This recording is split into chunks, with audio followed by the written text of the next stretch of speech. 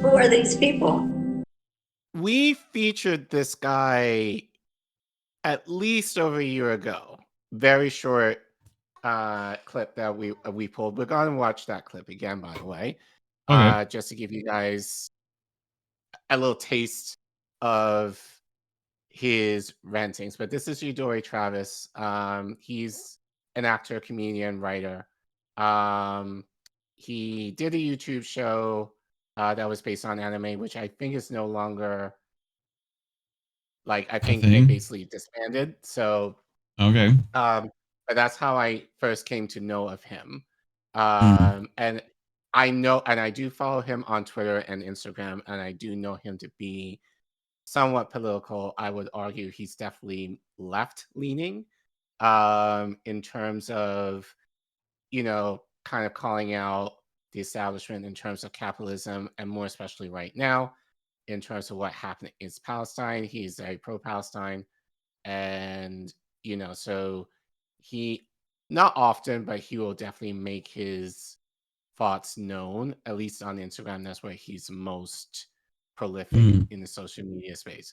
I do want to play, so gave me a few minutes to find it, but I do want to kind of play the clip that we featured over a year ago of him when he was a part of Getting the Robot. That's the anime-based channel that he was a part of.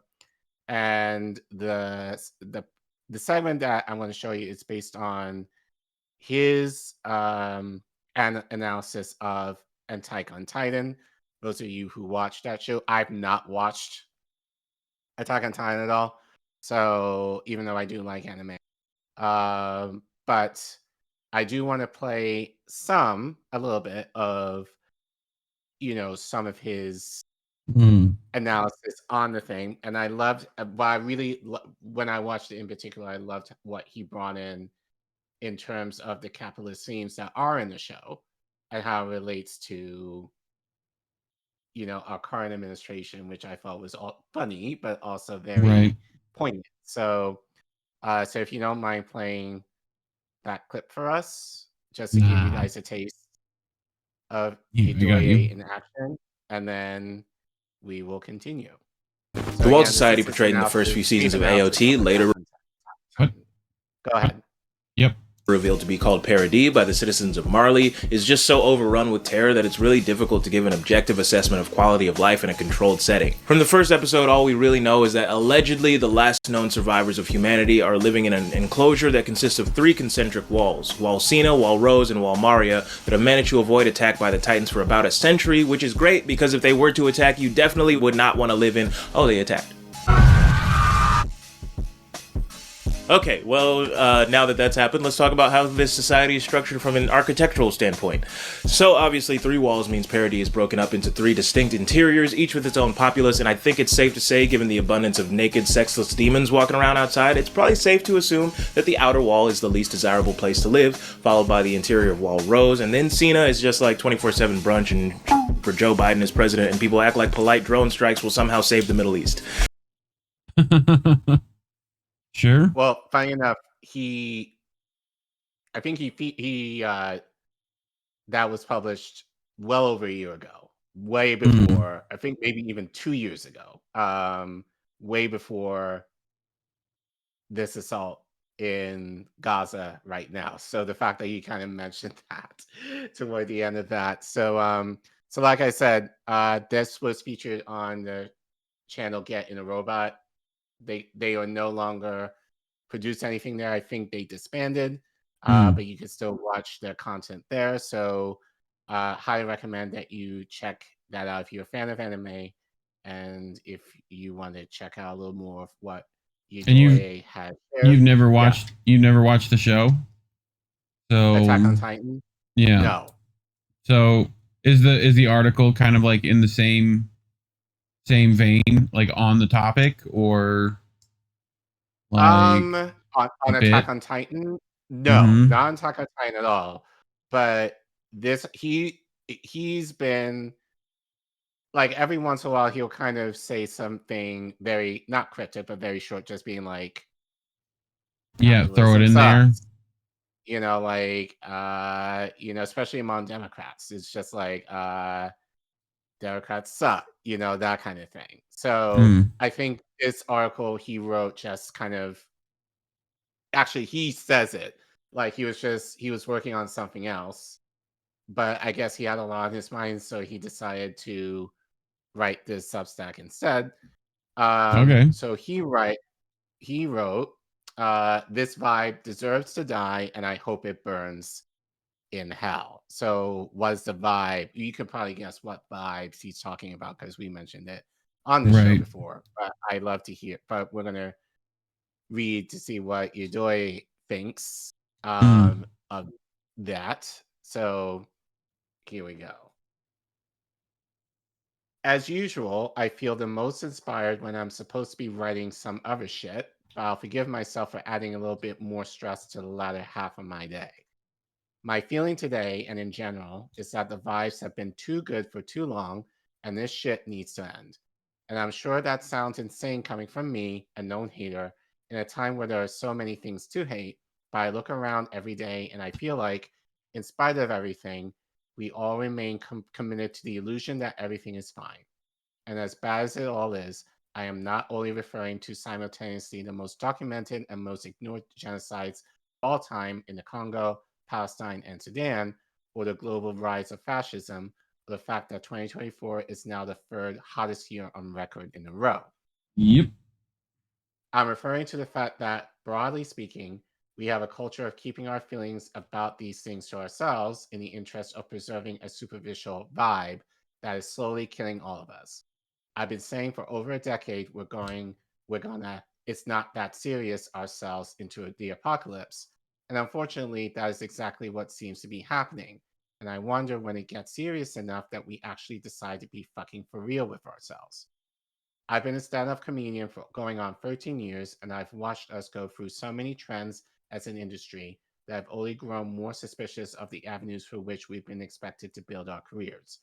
And in the modern age of TikTok, IG Reels, and podcast micro celebrities, I'm willing to bet the average age of famous comedians these days is considerably lower than even 10 years ago, because the pandemic made internet fame just as viable as real fame for arguably the first time, unless you're a fan of rap music, and because this generation of comics, not that I'm so much older than them, didn't get burnt out on late stage YouTube, Vine, Sesso, Quibi, audio-only podcasting, Clubhouse, or any of the other features that inevitably get swept up into Meta's UI.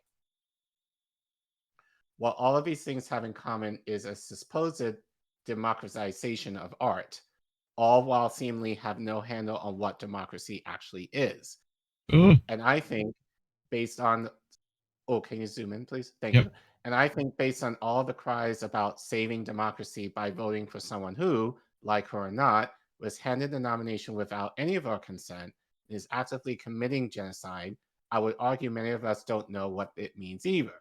I don't want to get too deep into it and risk parroting things I've heard from David Graeber and about the Federalist Papers and how, if there were direct democracy, poor people would vote to redistribute land and wealth, but it's worth a quick Google search.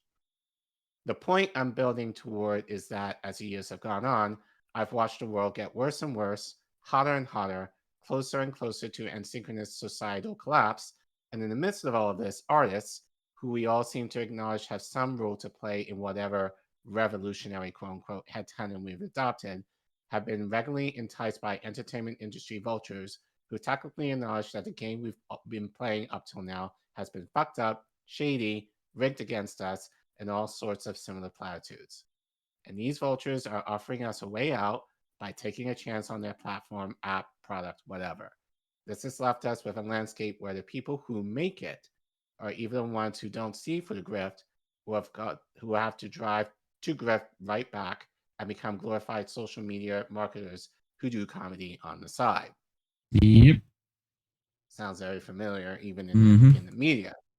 I've plenty of measured respect for my peers that go that route, but the fact of the matter is that in a creative landscape that rewards quantity over quality and undercuts the creative process by offering a vague way out, but only on its own terms, whatever radical democratic potential we believe artists to have is completely nullified, and we end up in a world where stating the obvious, that we have been watching a genocide on our phones for over a year, brings a hush over a room like we don't all know it's happening. And that's not to say every comedian needs to do such intense social commentary. There's just as much to be said about the ones who bask in the algebra horror and build a personal brand out of trauma porn. But I do believe we need to elevate our baseline understanding about the purpose of art, especially comedy, since I believe it's the most subject to this type of obfuscation. Our current world is fixated on running from its problems, and we convince ourselves the role of comedian is to help us do that.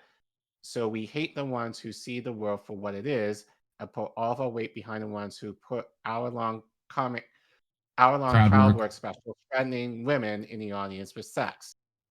It has never since amazed me the glory and overall penis suckery that we give George Collin's name, whilst simultaneously demonizing anyone who has the nerve to earnestly imitate him in any substantial way that goes beyond taking the power away from the N-word as a white man.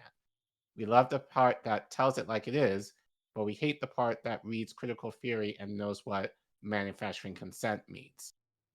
I think it's safe to say we're all feeling different degrees of the same pain, but we've been driven to put it to the side in search of fame that we only want because our collective sense of community has been in shambles for hundreds of years. See Eric Fromm's Escape from Freedom for more on this. Meanwhile, the vultures take advantage of the fact that our only emotional reprieve is paying a therapist to help us blame our parents or other people in our community for our problems, while ignoring the broader systems that drove the wedge in our networks in the first place. I think that, like every other art form on the planet, we can use stand-up comedy to engage with the entire breadth of human experience and to move through our collective suffering instead of tiptoeing around it. And I don't mean it in the I'm X identity, please clap while I stare into the middle distance kind of way. I mean, we can actually take our time to seriously engage with the ideas that we've collectively been running from and stop trying so damn hard to protect a vibe that sucks us to such a clinical degree. We are the imperial core, just barely teetering on recognition that our comfort is entirely dependent on the suffering of others, see Union-made weapons in Gaza.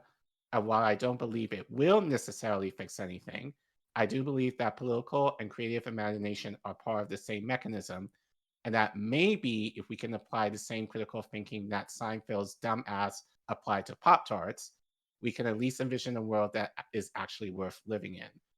If we want to escape this hell, maybe we need to stop chasing algorithms and checks from shady production companies that couldn't help you sell out a special taping of your hometown for legal reasons. This is purely hypothetical. And allow ourselves to be genuinely curious about the world and the people around us and create art that actually embraces humanity, whether it is profitable or not. Even if the ICC warrants are enforced, business as usual makes the next genocide, the next pandemic, and the next climate catastrophe inevitable. And if our solution to that is to keep making jokes about green text bubbles, like children didn't die to make iPhones too, then I don't know what to tell you. Mm-hmm. So, I mean, I resonate with this a lot. Sure. In terms, obviously not as an artist, but definitely as we make content here, and we definitely see this even in our space where it is news, but it's still the idea of chasing the algorithm and you know, and like and I mean, to be fair, we do have some creative license or at least control of what we cover. The problem is, if you want to make it viable, especially if you want to do this full time, you have to play the algorithm's game, which often than not does not include, as we keep saying, does not include content that we. Where it's like I saw Caitlin make a thing about this today too, where like especially lefty people who become more successful, right? It's like the more rich you are, the more right wing you get, because therefore it affects you more, right? Like very similar stuff. Not that I believe that, but you know, I think it can be an effective thing, especially when you get more around more successful people. It starts to affect you. You know, their thoughts start to slip in there a bit. But I think you see like a lot of channels that don't do that and have built long-term like connections with their audience do way better, like in the long run. But it's tough. Like, I think people chase that number a lot. So Right, but I also argue those channels more often than not have been around for a long, long yes, time. yeah, you got to be in Way it for a minute to do before that. way before the fuck shit on YouTube it was even a thing. Yeah, And so that's not to say they're not chasing the algorithm either, but right. they had it easier in terms of like not having to do the hoops that you were able to do in order to get monetized, period, Mm. on YouTube. But then, you know, you like back over what 15 years ago, like it was literally the Wild West on YouTube. You can produce whatever Yeah, as long as you made a lot of it and people were watching you, then it was fine. But now it's become, now you have to worry about ads. Now you have to worry if you're ad friendly, and money has become into the picture and it's become more corporate, that you like we even have to kind of tiptoe around like things that we should say or clips that we may or may not be able to play, because worrying about, you know, like the AI copyright or whatever. Yeah, copyright, all that kind of stuff, that could get us banned, that could get us strike, or even worse yet, you know, like have the channel just gone. And yeah, I know that um that's happened to, I know, to channels before, like with no warning, like YouTube just crashed and burned their channel without any warning. yeah. So, but Yedoye, as an artist, as a creative, you know, brings up, you know, art. Well, I think in his mind, comedy, you know, in terms of comedy being almost the format of being able to, you know, bring up a lot of these Voice those issues opinions. Yeah. in a way that's somewhat more palatable, but it Mm-hmm. makes you think. And unfortunately, and I think, as I said, he's definitely like George Carlin leaning, I think, in terms of what he wrote in this article. And I think overall, like if you see his acts, and unfortunately, I couldn't play any of his acts here because they're on Comedy Central and Yeah. copyright, Or then, HBO or whatever. or Yeah. HBO or anything like that.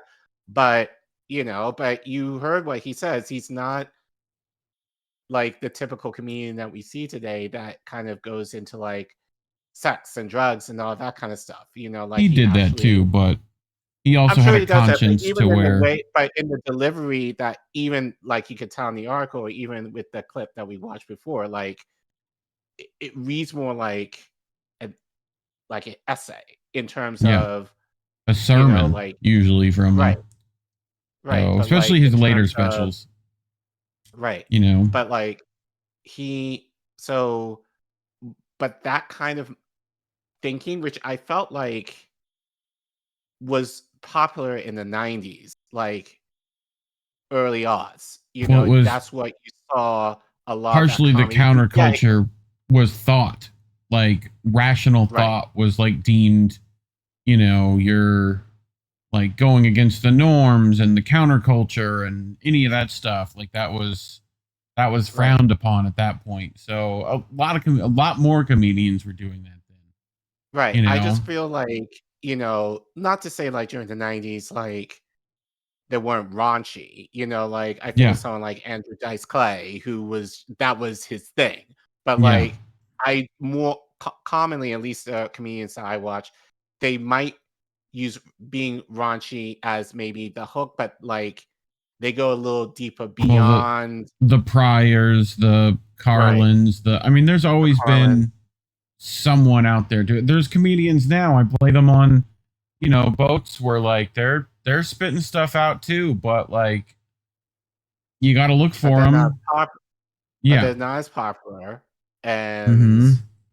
you know, as Yedoye says, you know, like it's the but I think ultimately it's the idea of like people are looking for an escape, which I totally get, but Yeah, to make the escape fully and not kind of there was a bit. be at I think it was Pryor where, and like it was only been talked about in passing, right? Where he went into this room and like acted as like Jesus, you know, and was like, "And what did you guys do to me? What happened?"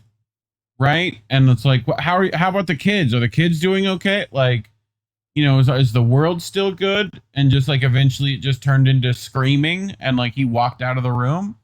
Like it was one of those sets that was like super experimental from him, that like you could only do once, really, you know. But like, yeah, there's plenty of those that like I wish more of them did. It's hard when comedy's become such a corporate thing now. right. You know, I mean, musicians are the same problem. All of them are the same problem. It's like either you're in line and like you're, you know, or the industry spits you out and never lets you back again. So, but you brought Miss Nina. Kind of speaking of musicians, you know, like, and what she says here, I think about Jesse a lot, you know, in terms of, you know, like using art. You know what? Let's listen to what she says first, and then we'll go into it. An artist's duty, as far as I'm concerned, is to reflect the times. I think that is true of painters, sculptors. Hello? Can it work? Alert. Come on. What happened? Let's try that again, shall we? Come on. There we go.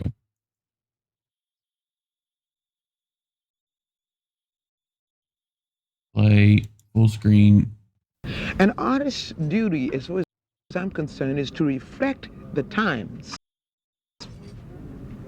I think that is true of painters, sculptors, poets, musicians.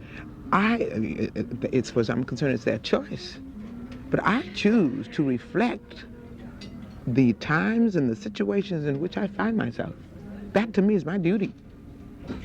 And at this crucial time in our lives, when everything is so desperate, when every day is a matter of survival, I don't think you can help but be involved. Young people, black and white, know this. That's why they're so involved in politics. We will shape and mold this country, or it will not be molded and shaped at all anymore. So I don't think you have a choice. How can you be an artist and not reflect the times? That to me is the definition of an artist. Well, I've got one for you. Yeah. Another one of our favorites. Gonna let me. Come on. This thing. Refresh. Why? It I literally just had it on the screen.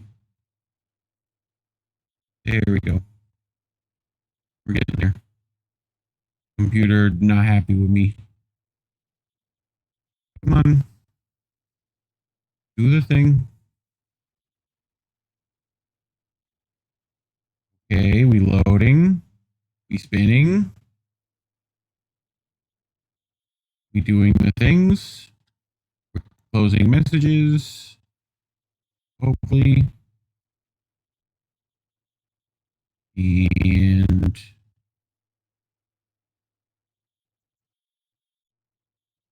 we're hitting play.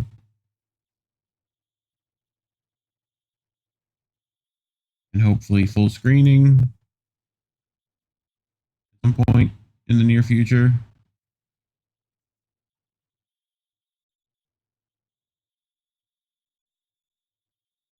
Next Yeah. Tuesday or next Wednesday.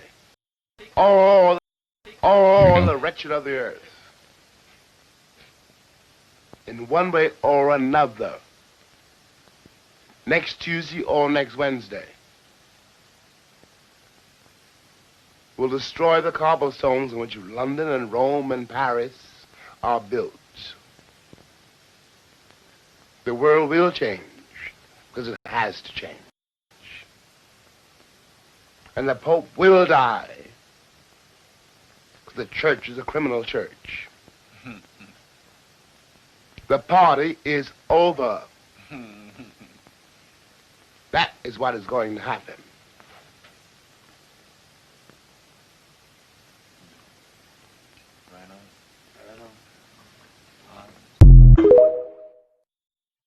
Yeah, But- mean, and I feel like shame on the Democrats for, and I think they do this very well, that they present this illusion of carefreeness in terms of we joke like people can go to brunch Yeah. and not worry about shit when it's still there. It's just because you might have a president that might be slightly nicer or might pretend to care a little bit more, that you're not thinking or choose not to think about the underlying issues that people still suffer with regardless less.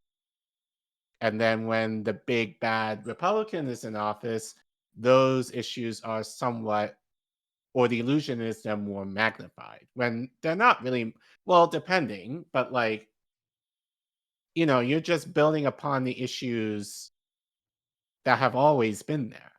Yeah. But it's like what Yedoye say is, it's like, which also kind of relates to the Attack on Titan sentiment that he did. It's just like, it's the idea that people are living in those walls, like in Attack on Titan, and the further inward you are, the less. And I kind of essentially, and I forgot the name of the innermost wall. I forgot the name of it. But to me, that's DC. Like, more specifically, like the White House area of DC. Like, in terms of the bubble that they've created for themselves, that they just live up this lavish lifestyle, or at least the pretending of that lifestyle, and like you're immune to the issues that are driving people, like not even so much me, even though they do affect me, but like 4 miles from me down the street, really more so. Like, they're not affected by that. And so because of that, they give this air of, oh, everything's okay, Yeah. and those in proximity of them also pretend that everything is okay, or try to, when the reality is they're really not. And Well, and it's I love I'll preface that with, it's everything's okay as long as we're in charge. Usually, Sure. where that's partially why they fear-mongered Trump so hard, just because they felt like, well, that's the only shot we got of staying in office, because clearly we haven't done anything or anyone to try to fight for. So, now you're stuck, and like, good luck at this point. Now Cam's talking about, well, you got to get out there and fight. Okay. We were out here. So, I mean, that's the only preface I've had recently, is like, well, ugly face to ugly empire. So maybe people will do something for the next 4 years. But the minute a blue team gets back in office, it's going to be back to sleep. So, but, I think, like Baldwin says, like, it don't matter. If it's going to change, it's going to change regardless. So, Well, it's going to change, but I wonder now in what capacity. Yeah. Because, as Nina said, the role of the artist is to reflect the times. Yeah. and most of our artists are doing the opposite of But- that. or like give the illusion. Yeah, they're or play into that manufacturing. illusion. Right. Right, which is Well, what it's partially which is because what- they're bought into the illusion themselves. I mean, you can get into, especially when it comes to the rap stuff, as far as like who was running a lot of those things and pushing those kinds of lifestyles, especially ones that had how many gallons of baby oil. But you know, really?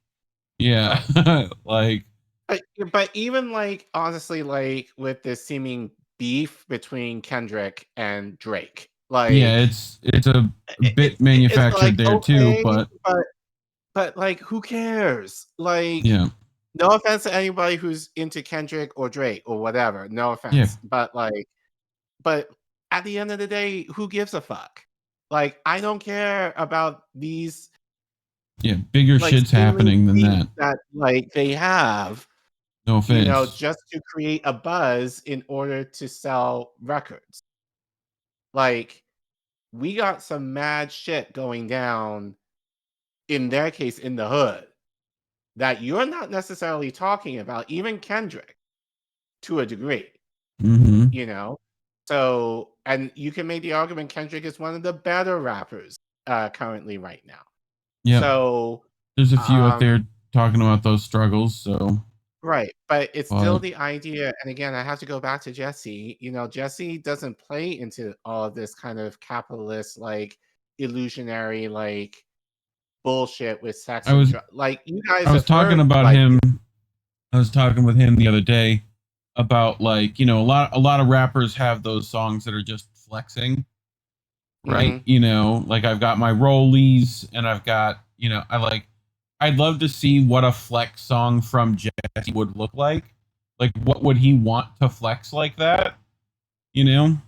Like, because it wouldn't be the standard capitalist, like, stuff. Like, he's not going to talk about, like, his 1992, like, like, Hyundai Sonata. You know what I mean? Like, that's not something you're going to flex on people with, but, like, it wouldn't even be material like that if I know Jesse, Mm-hmm. So, but I just get mad that his art is not as big as I argue it should be, considering he, to me, and I actually shared that clip with him and saying, I told him like privately, like, this is you, and I'm very thankful for you. That you are remaining true to who you truly are as an artist and are truly reflecting the times that we're in right now. And it sucks that even within our community in independent media and shout out to our comrades who do feature him, but I don't think it's nearly enough compared to what he does talk about that really gets to the soul of how people are feeling and just kind of grinding every single day, and it's not featured at all. I think that's the thing. And we've all had our especially as like we come into Thanksgiving, family members who frequently stick their heads in the sand and tell you, well, you can't do anything about it, so why do you care? It's like, well, because I have eyeballs and a conscience. I can't possibly like look away like that.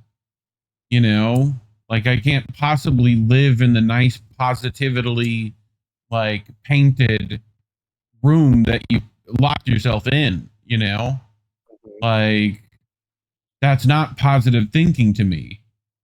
Like that's a misnomer in and of itself. Humans are not designed to be positive all the time regardless, but it's what you choose to how you choose to handle the negative side of things. But like, I think the fact that we are aware of those negative things, acknowledge them, and at least have tried to do something about it means we're a lot farther along than most. So, but we'll see. I appreciate people like Jesse and them and everyone else here that like, puts the effort in to stay true to that. So, Right. you know, And but yeah, shout out to Yedoye for his article. You know, just I think just kind of remaining true to who he is and not kind of critiquing the capitalism that does exist in his industry, but I think just I think more generally as far as the mainstream, you know, just yeah, critiquing that and just being like, wake up, guys. You know, like there's a lot of shit going down and you can't pretend that things are okay for too much longer or else we're all going to go down if whatever media plans to take us out. Well, and Before. that's the thing. It's the ones who do have it okay, like, are gonna have it okay for a while. It's the ones of you who won't that, you know, things are gonna be happening for. So look out. It's gonna be rough. Batten down your hatches while you can. But anyway, yeah. So And talking about this is why we're demonetized. funny that. You know, funny enough, I think that anime channel got demonetized several times. So, you know, given the content that they put out. But in that vein, you know, this is why we need to ask you guys to help us through alternative means in order to help grow this network and this channel. So if you would like to help us out, you can scan the QR code if you have a smartphone, or you can go to the link that you see at the bottom of that screen there. Or if you're in the YouTube chat, you can type in !donate, and the link will pop up that you can click to it directly, and you can give via Ko-fi to the network directly. We also have other ways like through CashApp and Venmo that are in the description as well if you want to give in those ways. So shout out to our audience for helping us, you know, financially, those who care to. And don't forget to like, share, and subscribe to our content. YouTube hates us and pushes us down in the bowels of hell in the algorithm. So the only way that we're able to at least have our content be featured is through you sharing and liking our content. And help us get to 5K. Well, Reef says free. I'm pushing it to 5.